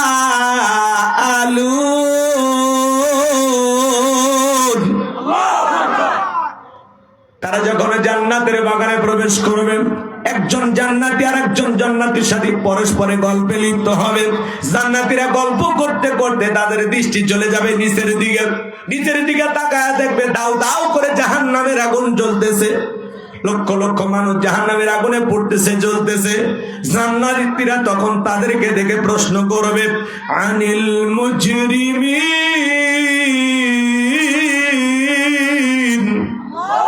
হে অপরাধীরা, মা সালাকাকুম ফি সাকর, কোন অপরাধে সাকর নামক জাহান্নামের আগুনে জ্বলতেছো? দুনিয়ার জীবনে কি এমন অপরাধ করেছ ওই জাহান্নামের আগুনে যারা জ্বলবে পূর্বে? বাজান গো আমার, ওই সমস্ত মানুষগুলো তখন 4টি অপরাধের কথা স্বীকার করবে। জোরে বলেন কয়টি? যারা এই সাকর নামক জাহান্নামের আগুনে জ্বলবে পূর্বে, জাহান্নামের আগুনে পুড়তে পুড়তে চেহারাটা হয়ে গেছে কয়লার মতো কালো। দুনিয়ার আগুনের চাইতে জাহান্নামের আগুনের পাওয়ার হলো 70 গুণ বেশি। আজকে যুবক অন্তরে জাহান্নামের আগুনের ভয় নাই। ইন্নাহা সাআত মুস্তাকাররা ওয়া মুকামা, নিশ্চয়ই আবাসস্থল হিসাবে, বসতির জায়গা হিসাবে ওই জাহান্নাম কতটা নিকৃষ্টতম একটা স্থান। জাহান্নাম সুখের জায়গা না, জাহান্নাম সুখের জায়গা, ওটা হলো যন্ত্রণার কারখানা। এই জাহান্নামের আগুন থেকে বাঁচার জন্য কাজ করার দরকার আছে না নাই? ওই জাহান্নামের আগুনে যারা জ্বলবে, সাকর নামক জাহান্নামের অধিবাসী যারা হবে, সাকর এটা একটা জাহান্নামের নাম। লাযা, হুতমা, হাবিয়া, জাহিম, সাঈদ এগুলো জাহান্নামের নাম। কথা বলেন না কেন? এই জাহান্নামের আগুনে যারা জ্বলতেছে ওরা 4টি অপরাধ স্বীকার করবে। কি কি 4টি অপরাধ আপনারা শুনবেন? কারা কারা একটু হাত তোলেন তো বাজার। লিল্লাহি তাকবীর, আর সোজা করে টান টান করে তোলে। এই জমিনে তো অন্যায় অপরাধ কম করি না, আমরা কম করতেছি। একশনে উঠবেন না, আমি মুসাফির পায়ে হাত দিয়ে অনুরোধ করবো। 4টি অপরাধ কি বলবো?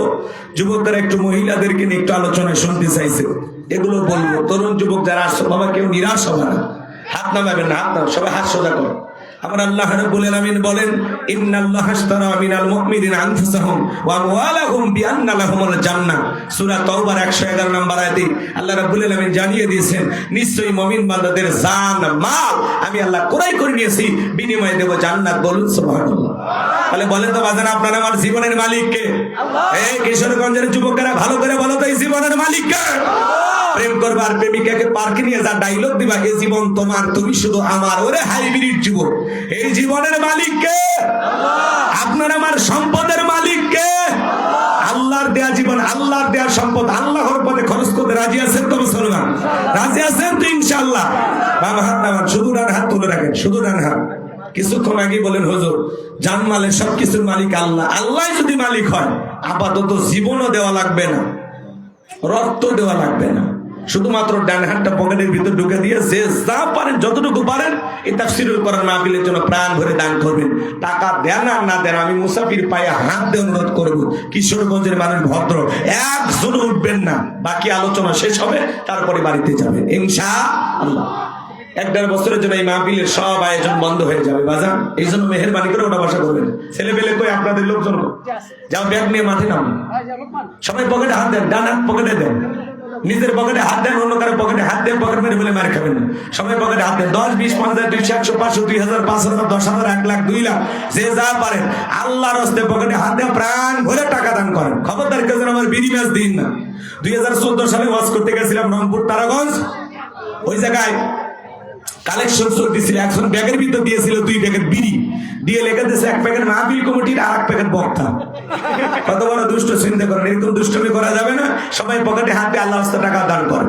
মহিলা প্যান্ডের লোকজন পাঠায় দেন, সবাই প্রাণ করে দান করেন ভাইজান। সবাই আল্লাহর রাস্তায় পকেটে হাত দিয়ে টাকা বের করে দেন, টাকা বের করে দেন। মা বোন আছে, বসার ব্যবস্থা আছে?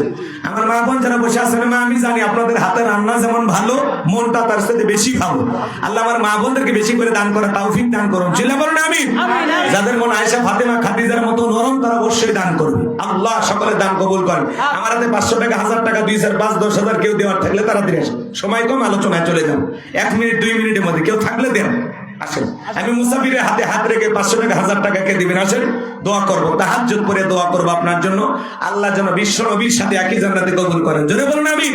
নবীর সাথে জান্নাতে যাওয়ার আশায় কিশোরগঞ্জে এরকম দুই একজন পাওয়া যাবে না যে 500 টাকা 1000 টাকা আমি গুনাহগার হাতে দিতে পার? আসেন বাজার আসেন, দিলটা নরম করে আসেন, আসেন আমার হাতে হাত দিয়ে মুসাফা করে দিয়ে যান, আসেন আসেন ওঠেন দেখি কে আমার এই মহব্বত করে, কে আমাকে ভালোবাসে। দেখিছো আমার এই এলাকায় মহব্বত ভালোবাসার কোনো ভক্ত নাই। আসেন বাজার আসেন, আসেন এই তাফসীর করেন মাহফিলকে মহব্বত করুন। আমার হাতে দেওয়ার মতো 500 টাকা 1000 টাকা তাড়াতাড়ি তাড়াতাড়ি খুব দ্রুত গতি ঝড়ের বেগে চলে আসেন। আমি দেখতে চাই কোন মানুষটি আমাকে মহব্বত করে ভালোবাসে, আল্লাহর কোন গোলাম আছে। মাশাআল্লাহ কিনা ফজলুর রহমান নাম, বাপের বেড়ার মধ্যে করছে একখান গান, নগদ 500 টাকা। জোরে বলেন মারহাবা। কি নাম ভাই? মোহাম্মদ সুলাইমান নাম, নবীর নামে নাম, বাপের বেড়ার মধ্যে করছে একখান গান, নগদ 500 টাকা। জোরে বলেন মারহাবা। আল্লাহ সুলাইমান নবীর সাথে ভাইকে কি জান্নাতে কবুল করে, জোরে বলে আমিন। আমাদের ছোট্ট মামুনি, তার জন্য দোয়া করে কেমনে গাই বান্ধায় যায়, নগদে 500 টাকা। জোরে বলেন মারহাবা।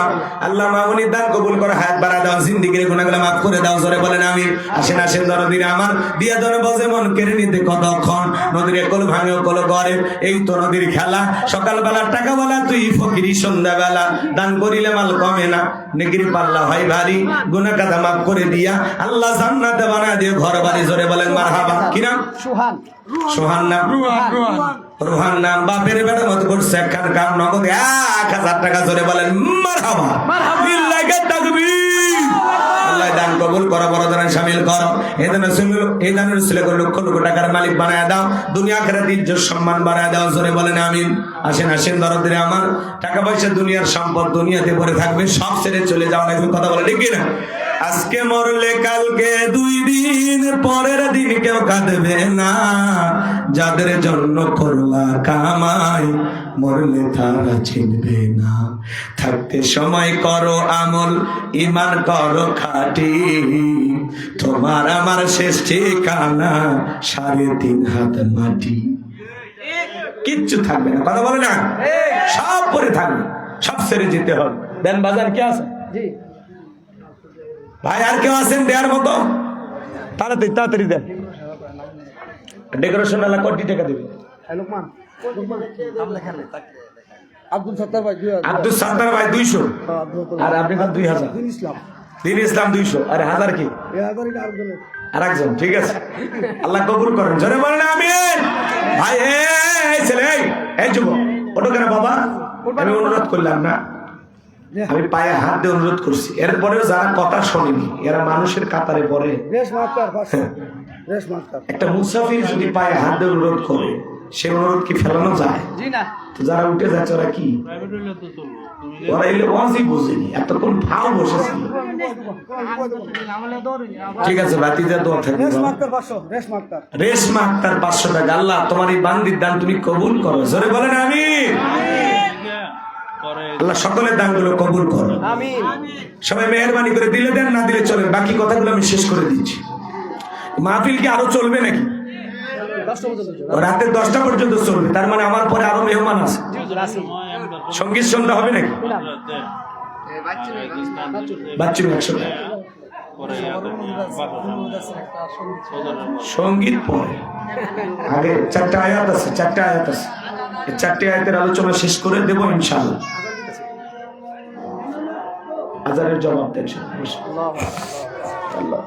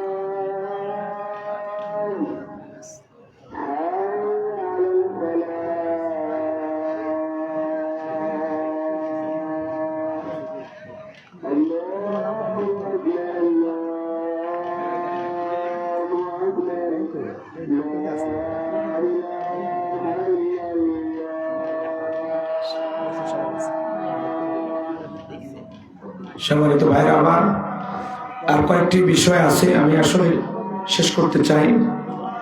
এর মধ্যে জাহান্নামে যারা থাকবে, এই জাহান্নামের আগুনে যারা জ্বলবে, শুধুমাত্র সাকর নামক জাহান্নামের কথা আমি বলতেছি। এই সাকর নামক জাহান্নামের আগুনে যারা জ্বলবে, এদেরকে প্রশ্ন করা হবে আনিল মুজরিমিন, হে অপরাধীরা। জান্নাতীরা অপরাধী সম্পর্কে প্রশ্ন করবে, হে অপরাধীরা, মা সালাকাকুম ফি সাকর, কোন অপরাধী সাকর নামক জাহান্নামের আগুনে জ্বলতেছো? দুনিয়ার জীবনে কি এমন অপরাধ করে আসছো তোমরা, কি কারণে এই জাহান্নামের আগুনে জ্বলতেছো? তখন তারা 4টি অপরাধের কথা স্বীকার করবেন। তার 1 নম্বর অপরাধ হলো ক্বালু লাম নাকু মিনাল মুসাল্লিন। ওরা বলবে আমরা দুনিয়ার জমিনে মুসল্লি ছিলাম না, নামাজ পড়তাম না, সালাত আদায় করতাম না। আজান দেওয়ার পরে মসজিদের পাশেই বাড়ি, কপাল পরা মসজিদে যায় না। আজান দেওয়ার পরে আল্লাহর কোন বান্দা ওযু করে মসজিদে যায়, আর এমনও বান্দা আছে কোদাল কাঁধে নিয়ে জমিনের দিকে চলে যায়, আছে না নাই? আজান হওয়ার পরে আল্লাহর বান্দা মসজিদে যায়। আর কিছু মানুষ আছে দুনিয়ার খেলাধুলা নিয়ে ব্যস্ত, পাশাপাশি দোকানদার, কেউ আজান দিলে দোকান বন্ধ করে মসজিদে চলে যায়, আর কেউ দুনিয়ার লোভ লালসার আশায় দোকান খুলে বসে থাকে যে এখন ওই দোকান বন্ধ, এই সুযোগে 2টা কাস্টমার বেশি আনবে। এরকম চিন্তায় যারা দুনিয়াতে বিভোর ছিল, সেদিন তারা বলবে ভাই কিশোরগঞ্জের পাশাপাশি দোকান ছিল, আজান দেওয়ার পরে আপনি মসজিদে গেছেন, আমি বৈশা ছিলাম, পাশাপাশি গ্রামে বসবাস করতাম, আপনি আজান দিলে মসজিদে গেছেন, আমি যাই নাই। এই জন্য তারা নিজেদের অপারগতা স্বীকার করে বলবে ভাই দুনিয়ার জীবনে আপনার চোখের সামনে মসজিদে গেছেন, আর আমরা দুনিয়ার খেলাধুলা আমোদ প্রমোদ কাজে কর্মে ব্যস্ততার কারণে আমরা কখনো মসজিদে যাই নাই, সালাত আদায় করতাম না। এই জন্য আজকে আমাদেরকে এইভাবে জাহান্নামের আগুনে জ্বলা লাগতেছে। এই জন্য যুবক, তোমাদেরকে অনেক সময় মুরব্বীরা দাওয়াত দেয়, বাবা চলো মসজিদে যাই, বোট খেলাটা বন্ধ রাখো। যুবক তখন বলে চাচা আমাদের মতো বয়স থাকতে আপনি কি করছেন? মুরব্বীর কথা বলার উপায় থাকে না, মাথাটা নত করে মসজিদের ভিতরে চলে যায়। আর যুবক তখন বলে মুরব্বীকে আজকে দিলাম, তুমি মুরব্বীকে দাও নাই, নিজেরটা নিজেকে দিয়েছো। কেউ ডাকলে মসজিদে চলে যাবেন, মানুষের দাওয়াত গ্রহণ করবেন। আমরা চাই আপনারা জান্নাতে যান, কথা বলে ঠিক কিনা? ওলামায়ে কেরাম আপনাদেরকে মসজিদে রাখে, আপনাদের মসজিদের ইমাম সাহেব বয়ান করে বারবার বলে ভাই 5 ওয়াক্ত সালাত আদায় করেন, কিন্তু আমরা জুমার নামাজের জন্য মসজিদ ভরে যায়, আসর মাগরিব এসে ফজরে লোক খুঁজে পাওয়া যায় না। এমনও মসজিদ আছে ফজরে এক কাতার মুসল্লি হয় না, ইমাম মুয়াজ্জিন সাহেব একাই আযান দিয়ে একাই নামাজ পড়ে, আছে না নাই? শুধু মসজিদ গুলো সুন্দর বানাইলে হবে না, আমাদের ঈমান আমলও সুন্দর হওয়া দরকার, আছে না নাই? আল্লাহ যেন আমাদের হেদায়েত দান করেন, জোরে বলুন আমিন। এই অপরাধগুলো নিয়ে যদি আমি 4 ঘন্টা আলোচনা করি তবু শেষ হবে না, এত বিস্তারিত কথা আছে, এত ব্যাখ্যা দেওয়ার সুযোগ নেই। তাহলে 1 নাম্বার অপরাধ ক্বালু লাম নাকু মিনাল মুসাল্লিন, আমরা দুনিয়াতে মুসল্লি ছিলাম না, সালাত আদায় করতাম না, নামাজ না পড়ার কারণে তারা জাহান্নামে যাবে। 2 নাম্বার অপরাধ ওয়ালাম নাকু নুতঈমুল মিসকিন, আমরা অভাবগ্রস্ত মিসকিনদের সাহায্য সহযোগিতা করতাম না, ক্ষুধার্তদেরকে খাইতে দিতাম না। মিসকিনদের হক নষ্ট হয় 2 ভাবে, একটা রাষ্ট্রীয় ভাবে আর একটা সামাজিক ভাবে। ভালো করে বোঝার চেষ্টা করবেন বাজান। এজন্য কোন সাইল দরিদ্র অভাবগ্রস্ত ব্যক্তি যদি আপনার কাছে হাত বাঁধে, খালি হাতে ফেরত দেবেন না। ও আম্মা সাইলা ফালা তানহার, কোন সাইল দরিদ্র যদি তোমার কাছে হাত বাঁধে, খবরদার কাছে তুমি খালি হাতে ফেরত দিও না। মা বোন যারা বসে আছেন, মা আলোচনা শুনতেছেন, বাড়ির দুয়ারে কোনো অসহায় গরিব মিসকিন অভাবগ্রস্ত ব্যক্তি আসলে কিছু না কিছু দিয়েই দেবেন। আল্লাহর হাবিবের কাছে একজন ভিক্ষুক এসে বলে নবী আমার একটা জুব্বা দেন, আমার একটু কাপড় দেন। বিশ্ব নবী নিজের পরনের জুব্বা খুলে দিয়ে দিলেন, বলুন সুবহানাল্লাহ। আসমান থেকে আল্লাহ জিবরাইলকে বলে জিবরাইল জান্নাতে একটা জুব্বা নিয়ে যা, আমার বন্ধুরই পরায়া দাও, আর বলে দাও বন্ধুর অতিরিক্ত থাকলে সেখান থেকে দেবে, নিজের পরনেরটা খুলে দেওয়ার দরকার নাই। আল্লাহু আকবার বলেন। আপনার আমার নবী কিভাবে সাইয়ের দরিদ্র মিসকিন অভাবগ্রস্তদেরকে দান করতেন, সহযোগিতা করতেন, কখনো খালি হাতে ফেরত দিতেন না। এগুলো নিয়ে লম্বা আলোচনা করা যায়, সময় আমার হাতে নাই বাজার। তাহলে ওদের 2 নাম্বার অপরাধ অভাবগ্রস্ত ফকির মিসকিন অসহায় যারা ছিল এদেরকে সাহায্য সহযোগিতা করতো না। পাশে প্রতিবেশী দুঃখী মানুষ অভাবগ্রস্ত গরিব দেন না ভাই একটু সহযোগিতা করেন, কথা বোঝেন নাই? একটু সহযোগিতা করেন, শীতের দিনে একটু কম্বল কিনে দেন, বাড়িতে খাবার না এক বস্তা চাল কিনে দেন, সাহায্য সহযোগিতা করবেন ইনশাআল্লাহ। ধনীদের সম্পদের ভিতরে গরিবের হক আছে না নাই? 3 নাম্বার অপরাধ, ওয়া কুন্না নাখুদু মাআল খাইদিন। ওরা বলবে আমাদের 3 নাম্বার অপরাধ, আমরা দুনিয়াতে সমালোচনায় ব্যস্ত ছিলাম।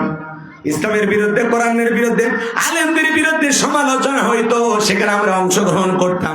যারা হলো সমালোচনা করি, বুঝেন নাই, এই দুনিয়ার জমিনে যারা সমালোচনাকারী এরা হবে সাকর নামক জাহান্নামের অধিবাসী।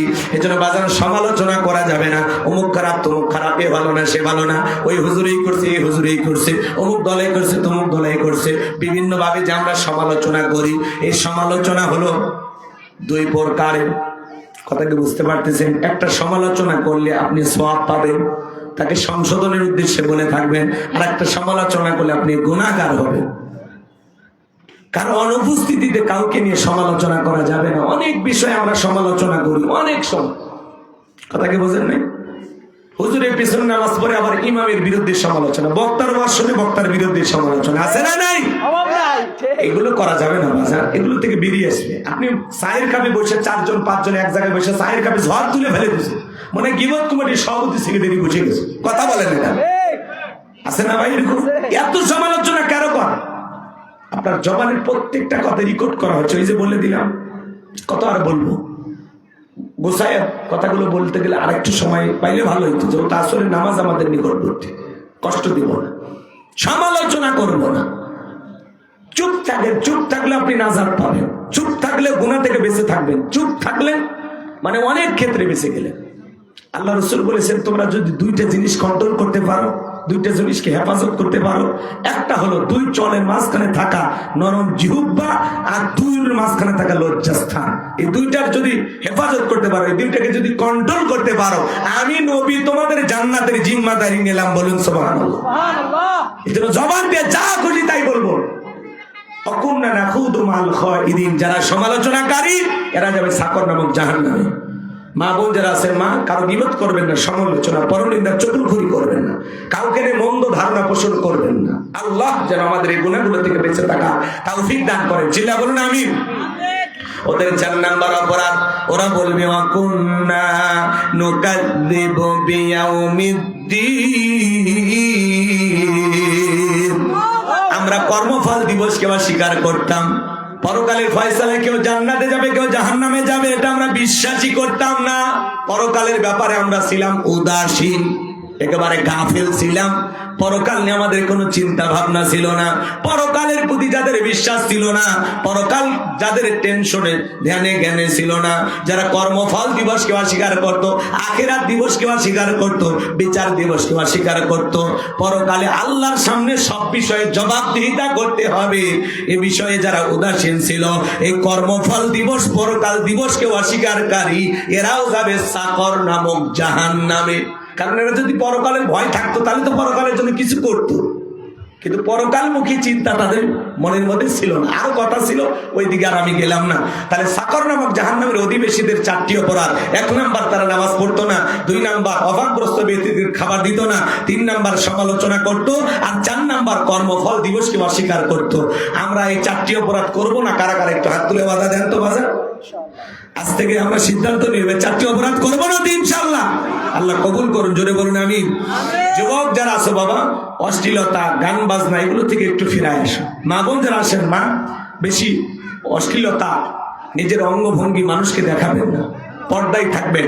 মা বোনেরা প্যাকেটের ভিতরে থাকলে সুন্দর, আর মা বোনদের প্যাকেটের নাম হলো কি? পর্দা। আল্লাহ বলেন অকরনা ফি বুয়ুতিকুন্না ওয়ালা তাবাররাজনা তাবাররুজাল জাহিলিয়াতিল উলা, নারীরা তোমরা ঘরের ভিতরে অবস্থান করো, খবরদার জাহিলিয়াতি যুগের মেয়েদের মতো নোংরা অশ্লীল পোশাক পরে নিজের দেহকে প্রদর্শন করো না। নারী যদি কখনো বাইরে যায় পর্দা করে যাবে। একটা নারী যদি ঢিলাঢালা বোরকা পরে হাত মুজে পা মুজে লেগে রাস্তা দিয়ে হেঁটে যায়, মনের অজান্তে শ্রদ্ধার সম্মানে মাথাটা নত হয়ে আসে। কথা বলে ঠিক কিনা? কোন সম্ভ্রান্ত ভদ্র ফ্যামিলির মেয়ে বোরকা ছাড়া বাহিরে যেতে পারে না। বিবিকে পর্দায় রাখার দায়িত্ব আপনার, মেয়েকে পর্দায় রাখার দায়িত্ব আপনার। শুধু ওয়াজ নসিহত দিয়ে হবে না, প্রত্যেকটা পুরুষ যারা অভিভাবক আছে এদেরকে শক্ত হতে হবে। আল্লাহ যেন আমাদের সঠিক বুঝ দান করেন, জোরে বলেন আমিন। আর ছেলে মেয়েদের হাতে টাচ মোবাইল দিবেন না, এই মোবাইল যুব সমাজকে নষ্ট করে দিয়েছে। কথা কয় না? এই মোবাইলের কারণে যুব সমাজের চরিত্র ধ্বংস হয়ে গেছে। মোবাইলের ওজন কম, কিন্তু মোবাইলের মাধ্যমে পাপের ওজনটা অনেক বেশি। ঘরের দরজা লাগাইয়া ল্যাপের ভিতরে কম্বলের ভিতরে ঢুকে এক লাখ লাখ আছে না? তো আপনার সন্তানের হাতে আপনি কি তুলে দিয়েছেন? টাচ মোবাইল বিয়ের আগে সন্তানের হাতে তুলে দিলেন না। অনেক কথা বলার ছিল, ওই দিকে আমি গেলাম না। যতটুকু আলোচনা হয়েছে বক্তা শ্রোতা সবাইকে আল্লাহ পাক আমল করার তৌফিক দান করুন। একটু সিল্লা বলুন আমিন। আখিরি দাওয়ানা আলহামদুলিল্লাহি রাব্বিল আলামিন। আমাদের মহতারাম সভাপতি উনি কিছু কথা বলবেন, এরপরে মাহফিল শেষ হয়ে যাবে। বসেন বসেন। হুজুর নামাজের পরে কথা বলুন। মাশাআল্লাহ মাশাআল্লাহ। এখানে নামাজ হবে। হুজুর অত্যন্ত গুরুত্ব সহকারে খুব সুন্দরভাবে চমৎকার আলোচনা আমাদের সামনে উপস্থাপনা করছেন।